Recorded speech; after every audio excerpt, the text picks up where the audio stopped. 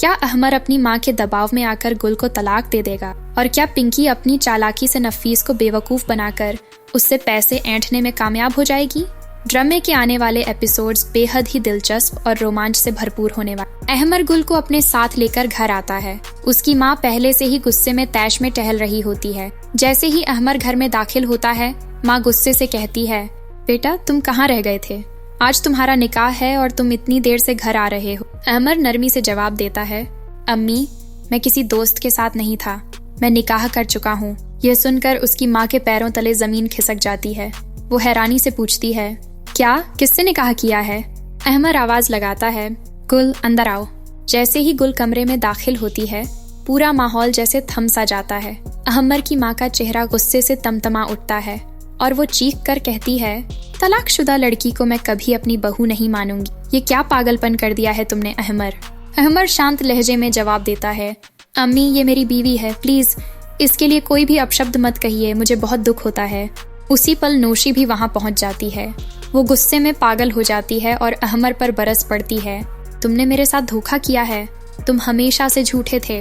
नौशी गुल को धक्का देती है, लेकिन अहमर तुरंत आगे बढ़कर उसका हाथ पकड़ लेता है और कहता है, खबरदार, गुल मेरी बीवी है, उसे हाथ भी मत लगाना।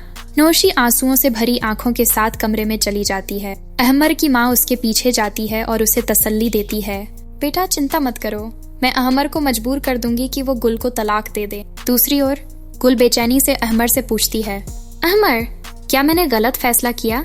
क्या मुझे तुमसे शादी नहीं करनी चाहिए थी?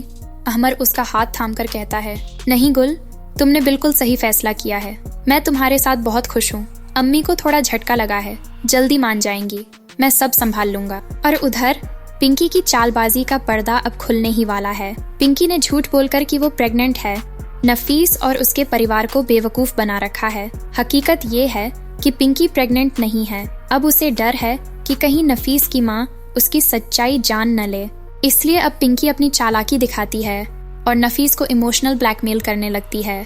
नफीस तुम्हारी माँ मुझे इतनी टेंशन देती है कि कहीं मेरे होने वाले बच्चे को कुछ हो न जाए, मुझे सुकून चाहिए, तुम मुझे अलग घर लेकर दो। नफीस ये सब सुनकर उलझन में पड़ जाता है।